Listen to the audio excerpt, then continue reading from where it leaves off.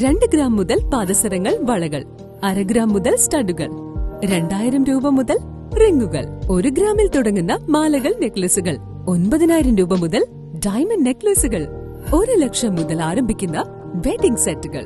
കൂടാതെ നിങ്ങളുടെ പഴയ സ്വർണത്തിന് ഏറ്റവും ഉയർന്ന മൂല്യവും. Maharaja gold and diamonds, toll junction, Edappally, Palluruthy, Tripunithura, Kalady, Eramalloor, Aroor Palli, Thuravoor, Thrissur. Aluva farm fest May 5-ന് തുടങ്ങും. നാടിന്റെ കാർഷിക പൈതൃകത്തെയും കാർഷിക സംസ്കൃതിയെയും പുതുതലമുറയ്ക്ക് നേരിട്ട് കാണാനും അനുഭവിക്കാനും അവസരമൊരുക്കി എറണാകുളം ജില്ലാ പഞ്ചായത്തിന്റെ നേതൃത്വത്തിൽ കാർഷിക വികസന കർഷകക്ഷേമ വകുപ്പിന്റെ സഹകരണത്തോടെ ആലുവ സംസ്ഥാന വിത്തുൽപാദന കേന്ദ്രത്തിൽ ഈ മാസം 5, 6, 7 തീയതികളിൽ ആലുവ ഫാം ഫെസ്റ്റ് നടക്കുമെന്ന് ജില്ലാ പഞ്ചായത്ത് പ്രസിഡന്റ് മനോജ് മൂത്തരൻ പത്രസമ്മേളനത്തിൽ പറഞ്ഞു. സമാപന ദിവസം 7-ാം തീയതി ഉച്ചയ്ക്ക് 2 മണിക്ക് സമാപന സമ്മേളനം.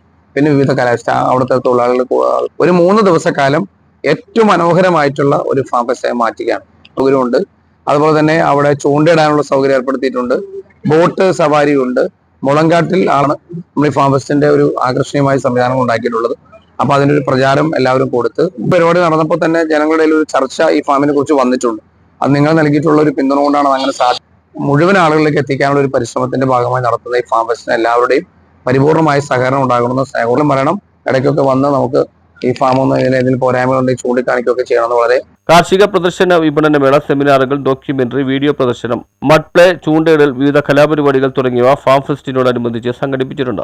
എല്ലാ ദിവസവും രാവിലെ 9 മുതൽ 6 വരെയാണ് ഫെസ്റ്റ് നടക്കുന്നത്. മെയ് 5-ന് 8:30-ന് കൃഷി വകുപ്പ് മന്ത്രി പി പ്രസാദ് ഫാം ഫെസ്റ്റ് ഉദ്ഘാടനം ചെയ്യും. അൻവർ സാദത്ത് MLA അധ്യക്ഷത വഹിക്കും. ബെന്നി ബെഹനാൻ MP മുഖ്യ പ്രഭാഷണം നടത്തും. ജില്ലാ ബ്ലോക്ക് ഗ്രാമപഞ്ചായത്ത് ജനപ്രതിനിധികൾ, കൃഷി വകുപ്പ് ഉദ്യോഗസ്ഥർ, രാഷ്ട്രീയ സാമൂഹ്യ രംഗത്തെ പ്രമുഖർ പങ്കെടുക്കും. മെയ് 7-ന് 2 മണിക്ക് സമാപന സമ്മേളനം നടക്കും. എല്ലാ ദിവസവും കാർഷിക മേഖലയുമായി ബന്ധപ്പെട്ട വിഷയങ്ങളിൽ ക്ലാസുകൾ സംഘടിപ്പിച്ചിട്ടുണ്ട്.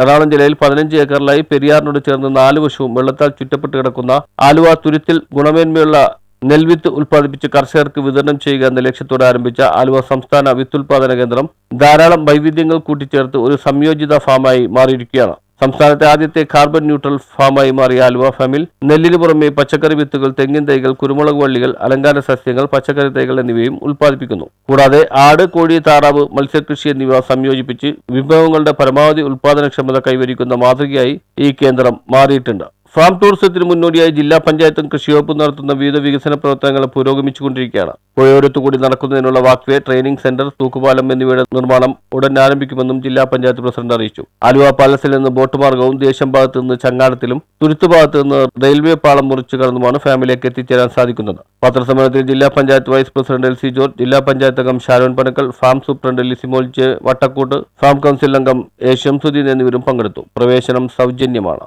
News bureau, Aluva.